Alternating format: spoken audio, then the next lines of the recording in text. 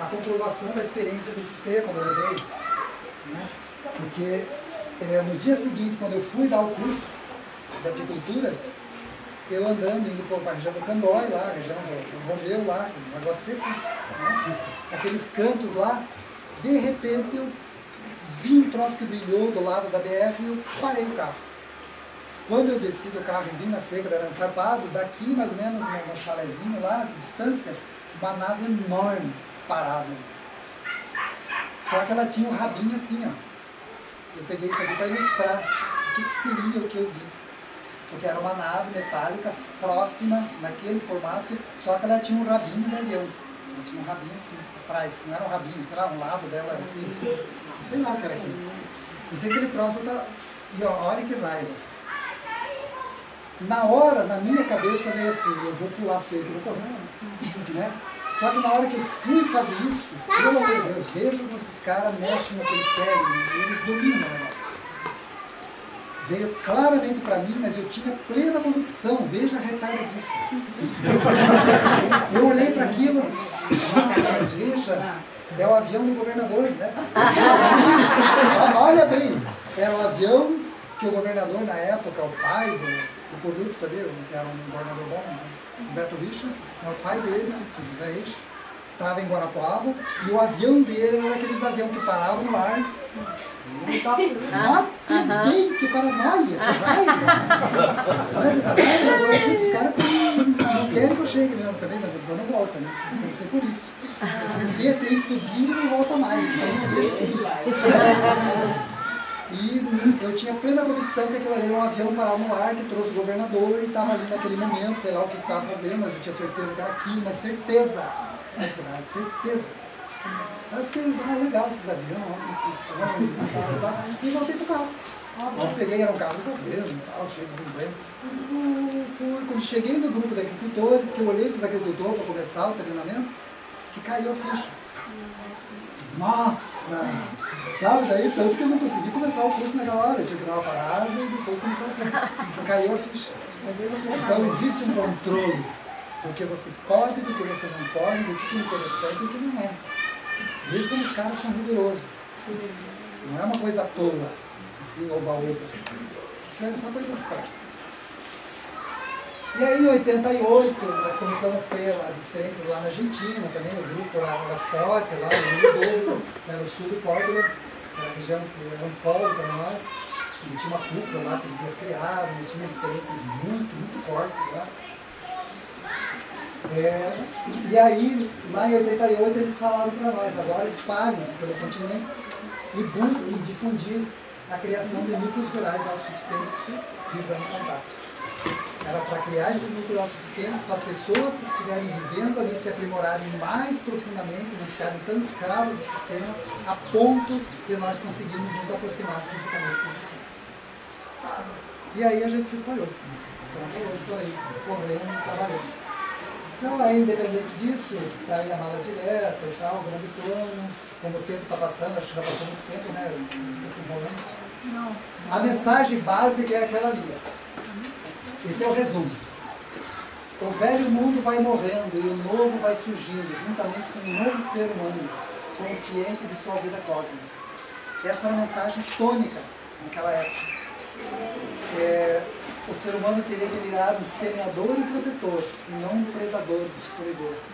Então toda a tônica do que se fazia naquela época era voltada a isso.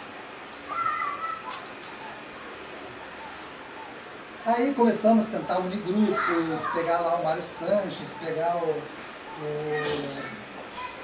pessoal ali de Curitiba, de Curitiba, São Paulo, Campinas, que tinham grupos fortes também ligados à ufologia, grupos de Petrópolis, Rio de Janeiro, e começamos a triangular com eles, união dos esforços. E fizemos uma reunião fatídica, que eu vi na raia, em 88, ela foi fatídica. Reuniu tudo meio as cabeças do movimento ufológico brasileiro, ufologia avançada, né?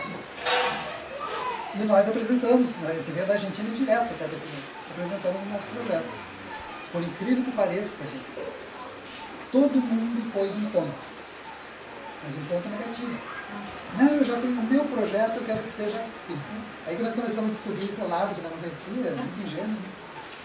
O outro lá tinha um projeto assim, tem que ser exatamente assim. e o outro lá era assim. E a gente falou, não, então vamos integrar todo mundo, vamos tentar entrar em consenso, entender qual que é a meta dos guias e fazer algo que seja em prol de todos e não do que nós achamos. Que nada, não existia consenso. O único grupo que consensou foi esse aqui, o grupo UFO. Mesmo o Luiz Gonzaga ali, na época, não consensou com a gente. Não, porque o projeto dele era exatamente aquele jeito.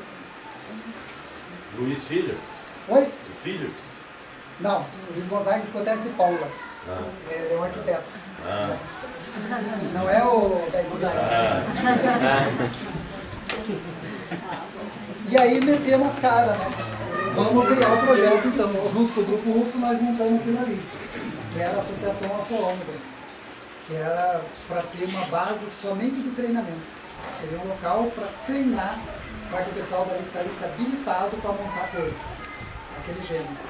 E fizemos o Guarapuava, numa terra que eu tinha ganhado dos meus pais, acabou virando aquilo ali. Né? E foi a única maneira, que não teve outro jeito.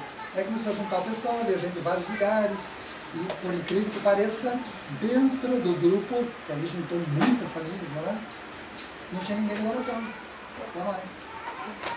Né? Todo mundo fora, Rio de Janeiro, São Paulo e tal. Os grupos do Projeto Amara aqui, do Charlie, iam lá visitar para ver como que era, para fazer a unidade que o cara queria construir aqui embaixo. Então, não houve gente da região.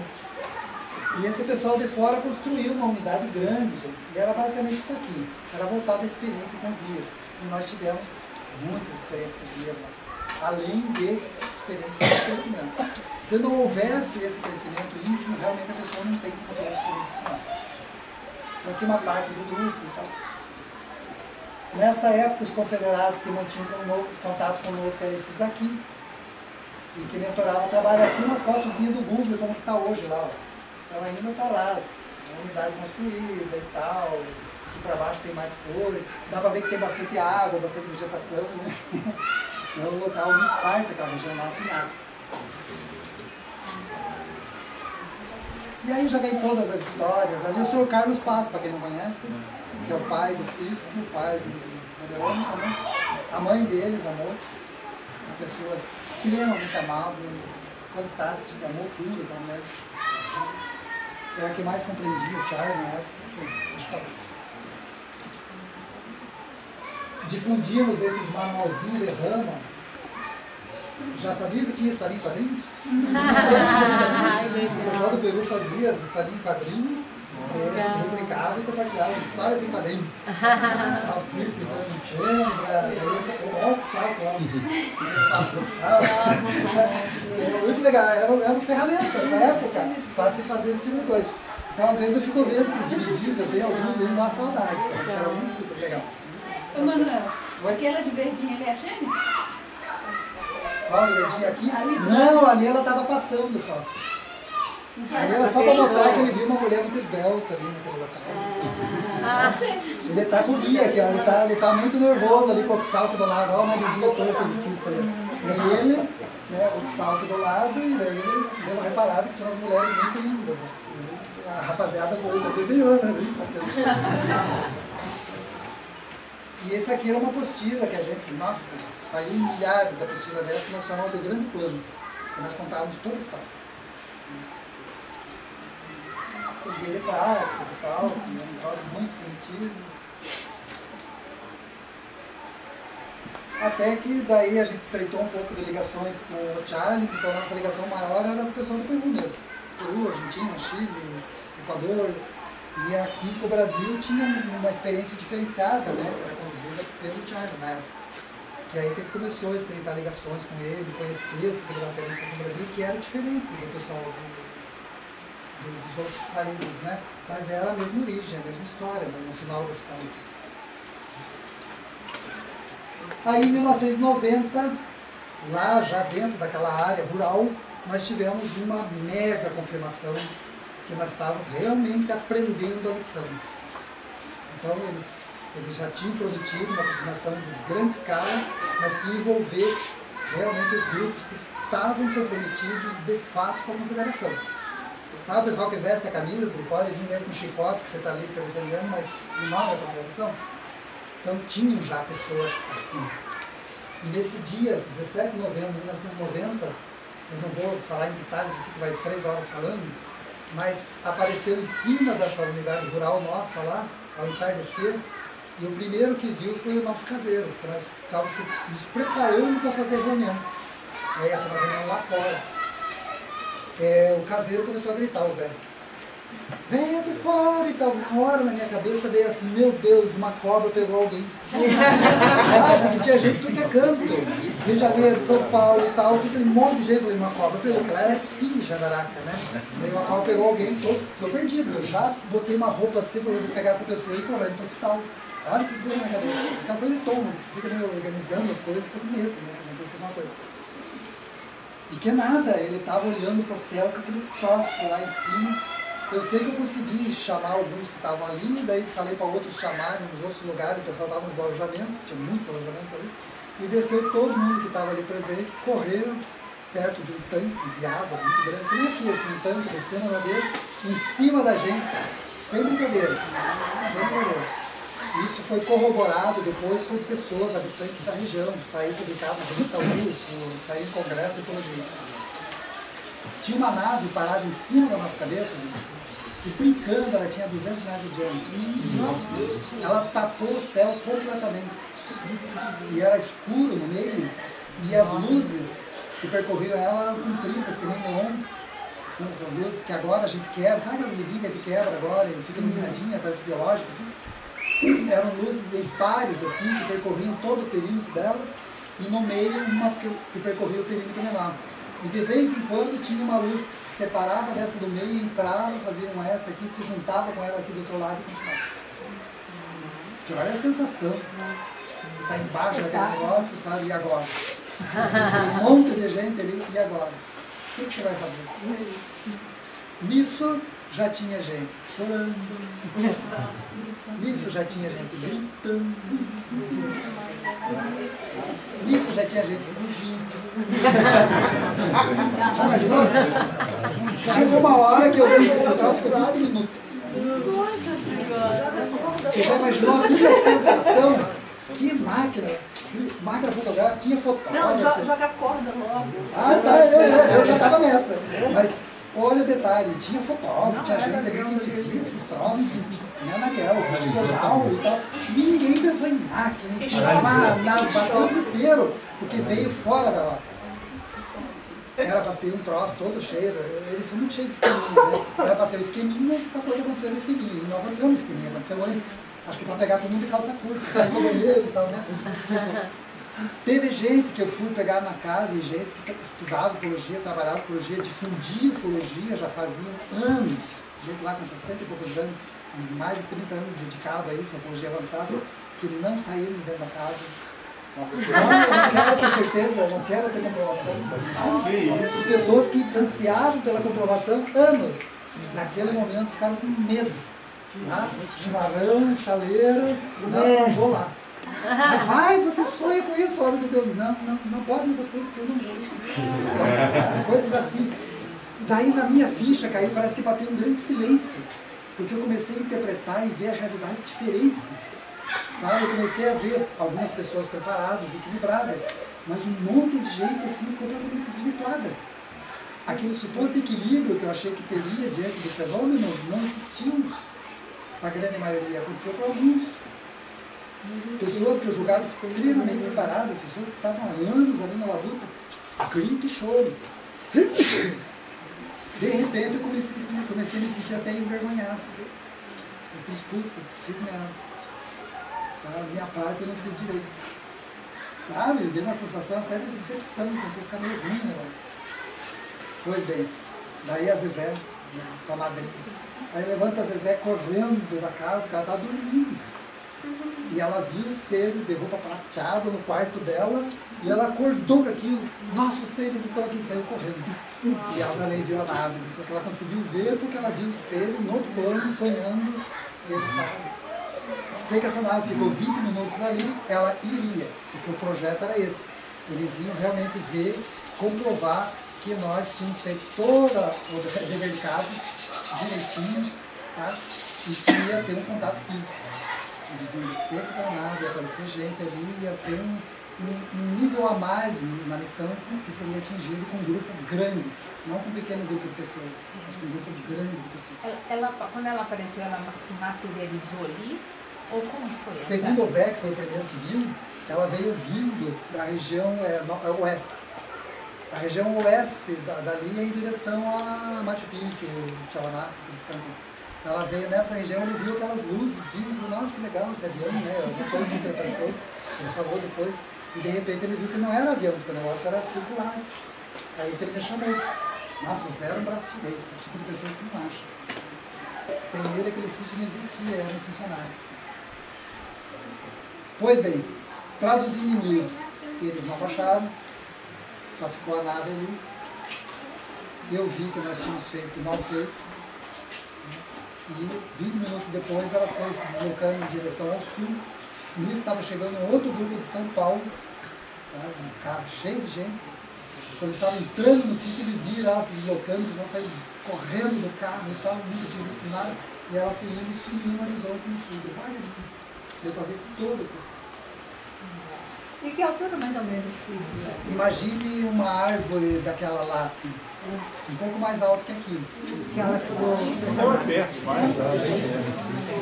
Era para ter um contato. Para mim ali ia ser uma formação. Sabe o telão de diplominha? A missão chegou num ponto que nós podemos fazer isso. Porque a meta deles é essa. O último nível no projeto todo é esse. A nível de formação dos grupos. É estabelecer o contato direto. Nós já tivemos encontros de sabores na missão, então, tanto que não colocamos mais como foco tão grande. Então a gente vê que o treinamento, a formação é muito mais importante que qualquer contato, qualquer coisa. Já para tentar não cair nisso de novo. Porque trava a garganta, é uma experiência muito forte e que de certa forma é difícil de atingir. Aí Guarapuava ficou conhecida. Aparecia até em chargezinha de jornal. Né? Então, Guarapuava saiu, manchete, aqueles programas, o pessoal do Curitiba, não sei se você lembra, mas existia um programa chamado Meu Paraná, da Rede Globo. Nós fizemos vários Meu Paraná. Né? O pessoal da região em volta, todo mundo viu. Aparecia os caboclos dando entrevista no jornal, assim, para nós era Jesus Cristo que estava voltando. Sabe? Era um sinal dos céus, e Paraná, Paraná. Nossa, foi muito assim, estranho ver aquelas reportagens. Como as pessoas que não tinham ligação interpretavam todo aquele fenômeno. Eram os deuses astronautas. Dos deuses astronautas. Então eu vejo assim que, nossa, a gente tem muita coisa para aprender. Né? Aí algumas coisas que saíram da região lá, eu não vou narrar tudo, não vou ficar aqui até amanhã, mas de jatos do governo, da FAB, perseguindo naves ali na nossa região, nós estávamos, aí aparecem os jatos do governo perseguindo, as naves têm que fugir, entrar nos buracos, sabe? Um troço muito louco. Saiu em matéria, a revista UFO, por exemplo, publicou várias matérias de experiência ufológica nossas. Mas eu não vou falar agora porque é muito tempo, o tempo nosso aqui. Então isso originou muita coisa. Você fazia prática de autocontrole? Nós fazíamos prática de autocontrole. Tinham vários lugares na propriedade, tinham locais. E elas tinham níveis diferentes. Né, nível de experiência diferente. Então tinham regiões de autocontrole de um certo tipo de trabalho, tinham regiões de outro tipo de trabalho, dividido fisicamente. Assim. Então dentro dessas unidades rurais tem que ter esses locais separados. Aí saiu um monte de material e tal ligado a isso.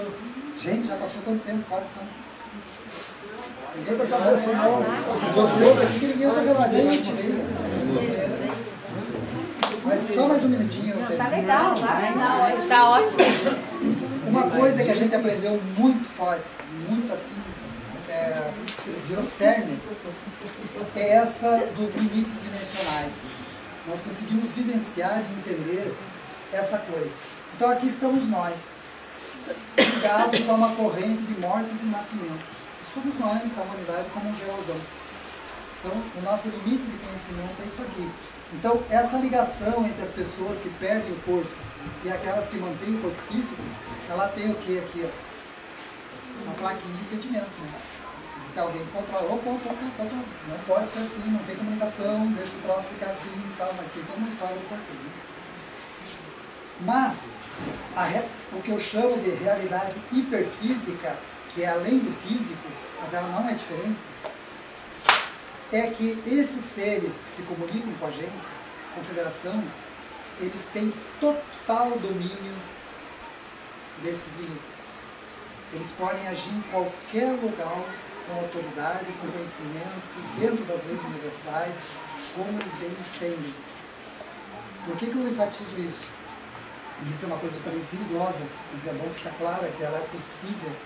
Ela não é rotineira, mas ela é possível. Mas nós já tivemos experiências de pessoas que nós conhecíamos assim superficialmente, que vinham nos chamar porque uma entidade lá do centro espírita que a pessoa frequenta falou do nome dele que precisaria alguém falar alguma coisa com você. E aí você vai lá, isso eu vi, não foi uma vez só. Você vai lá, tem uma entidade incorporada lá, supostamente incorporada, que ninguém conhecia, e aquele ser se apresenta. Ele diz, eu sou fulano de tal, eles não me conhecem, eles acham que eu sou tal fulano, mas é sobre aquilo ali, sabe? Aquele negócio dos grupos, aquilo que você vai fazer lá, que seja assim, assim, assim, assim, assim. E a entidade fica mundo. Quem que era aquele ser que estava falando? Não federado. E ele estava agindo dentro de leis universais. Só que isso não é banalizado, não é uma coisa rotineira. É quando tem uma coisa muito séria, muito categórica, e que você está completamente travado nas coisas do dia a dia e não está conseguindo pescar aquela informação que é séria para a missão. Aí eles podem usar artifícios assim. Para que a gente esclareça bem, né? Porque às vezes as pessoas acham, mas os guias também se comunicam via médium e tal, sim, mas em casos extremamente excepcionais e a nível de gestão deles, do processo. Né? E a gente está aqui como um serviçal, como de obra, né? Então não é uma coisa que eu vou lá no centro hoje falar que eu salvo, né? O salvo está sentado no toquinho e não, é bem assim, a coisa que rola assim. Então, muito cuidado com isso. Eu sempre peço para o pessoal ter muita cautela por causa de enganação, de coisas que não são verdade. Não são verdade. Você já passou por isso, de enganação? De enganação, não. Porque, infelizmente, para o enganador, eu desenvolvi uma habilidade de ver coisas que as pessoas não têm. Você também tem essa habilidade, né? Então é difícil o cara me enganar, eu vejo de longe quem é. Você aprende a ver a pessoa não como uma casca orgânica dela.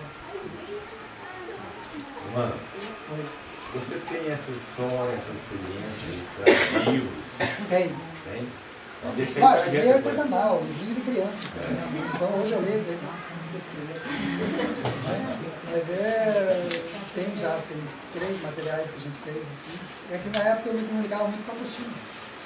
Eu adorava trabalhar com a apostila, porque é uma coisa que um vai passando pro outro e tal, né? E acabou que as apostilas se perdem. Você distribui 1.000, 2.000 apostilas e depois não acha um. E não era assim, eletrônica. Hoje você faz uma apostila, está lá em PDF.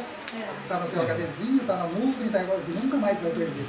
Antes não, perdeu o original, meu irmão. Escreva outro, assim, não tem nada. E aí eu comecei a entender isso aqui, que eles também usam projeção. Eles também saem do corpo deles, se projetam para se comunicar com você.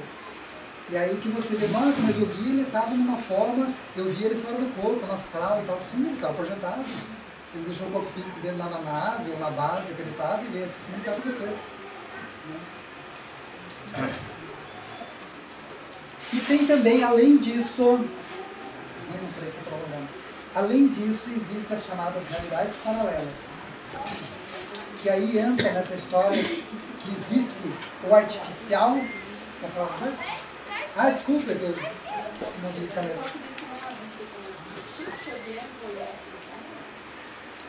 Olha, ascensionado não, mas um ser de muita luz. Eu considero uma das pessoas mais iluminadas dos últimos tempos aqui no Brasil. Chico Xavier. Então ele era um portal aberto de comunicação com outros planos. Tanto que ele tinha experiência com essa terrestre também.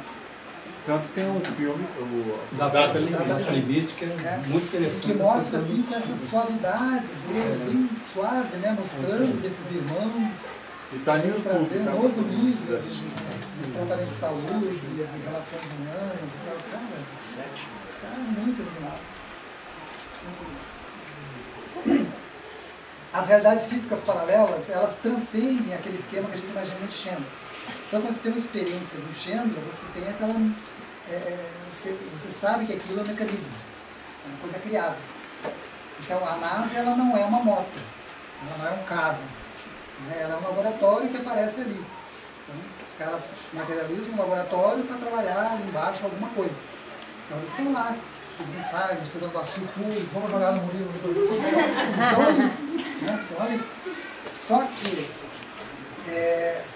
dessa nave, eles projetam esses Chandra e tal, e a gente pode se relacionar com eles. Mas por que os caras não vêm só fisicamente? Não é fácil, né? Não tem escada, desce pela escadinha, vem, ó, gente, vamos lá fazer isso, fazer aquilo. Então a gente se questiona às vezes, né? Por que vocês complicam as coisas, né? Porque isso é mais simples. Porque na verdade não pode ser de outra forma. Nós ainda carregamos essa bagagem ancestral em deusificar. Quantas seitas tem por aí que seguem gurus, guias, e o cara fala, você diz amém, pelo amor de Deus. Mestre. Não pode, eles não toleram esse tipo de atitude. Porque não é real. É mais uma ilusão que nos atrela a esse plano e não pode ser assim. A partir do momento que o Oxalvo descer Godard, então, que você vê aquele troço enorme, você não sabe nem o que fazer. Né? Você vai endeusificar o cara, não é o caminho. Então eles usam essas ferramentas para ter um contato um pouco mais sutil com você e ir se relacionando aos poucos. Mas também tem isso aqui, ó. Realidades físicas paralelas. É uma coisa que quase a gente não conversa, quase não se fala. Mas assim como eles têm uma base deles, que eles vêm, se comunicam com a gente e retornam, existem as bases que estão aqui, que são físicas, mas que não estão nessa dimensão nossa. É uma dimensão física da Terra, só que paralela. Vamos nos ater muito, só vou jogar isso aqui para você começar a meditar no assunto. Então, nós conversamos. Mas nós vivemos, gente, na realidade, nessa realidade nossa, uma situação em que, paralela a nós, fisicamente, carne e osso, árvorezinha, existe uma realidade existindo também. É porque se trata mais ou menos naquilo profecia celestina? Parecido com aquilo. A profecia celestina ilustra, de certa forma, esse resgate que aconteceu nesse lugar. É aí que você vai entender mundos subterrâneos, toda aquela história de civilizações mais avançadas que tutoram o nosso processo, como que eles trabalham com esse negócio como se fosse uma portinha. Nossa, só para jogar essa mentinha. E o Chandra, que todo mundo já conhece e tal, já viveu, não tem por que falar muito da... Aqui é foto de Chandra, se ninguém nunca viu um Chandra em foto. Não. Tirar. Aqui o pessoal lá de... Catalunha, na Espanha, tiraram uma experiência que eles viveram lá, ao longe eles conseguiram fotografar o Chandra. Aqui uma outra foto, ó. Também da turminha da Espanha. Aquilo ali é um Chandra de dia mesmo, de cima? Né? Entardecer. Eles tiraram a foto e ó, ficou bem iluminado. E esse aqui já é de noite, ó. Então, na hora que aqui apareceu um Chandra, qualquer lugar que a gente veja, a gente pode tirar foto assim? Não levar a máquina? Tirar foto? Eu já tirei foto de Chandra que aparecia a caneca, aparecia uma bola de luz. O único problema... De nave mesmo parece uma O problema é você perder o foco. E os você flash? Você está indo ali para ter uma experiência de autoconhecimento. E de repente você vai lá para ter uma comprovação física. Sim. Mudou completamente o contexto. Talvez a experiência que você deveria viver, você não vai viver. Pode atrapalhar até alguns. Teve aqui Por isso uma talvez não tenha muito exemplo de foto. amarelo. Oi? Foto de nave. Por que que tem? Não existe. Não tem. O grande problema dentro da missão Rama é o pessoal se lembrar que tem máquina e que aquilo é importante.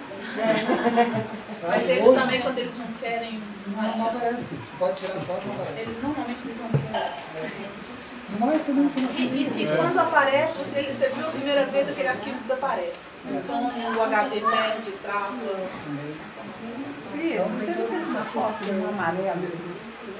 A gente tem algumas coisas, né? Sempre fica alguma coisinha, né? Canepa a gente tem boa, né? Até com som no final.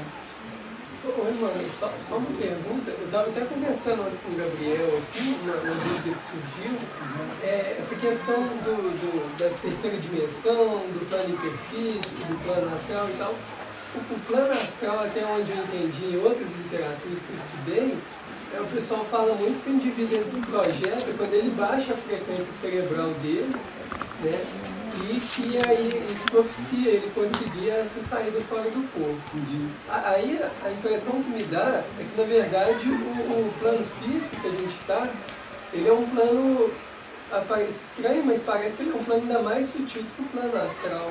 E não o contrário, como muitos outros vão falar. E aí vem os conceitos, né? A interpretação de um conceito que cada um tem. É complicado, né? Cada um entende de um jeito as coisas dependendo dos conceitos que ela tem. Eu posso falar para você, aquilo ali é mais sutil, mas o teu conceito de sutil é diferente do que eu vejo. Então o nosso problema é a comunicação mesmo, para tentar ficar claro.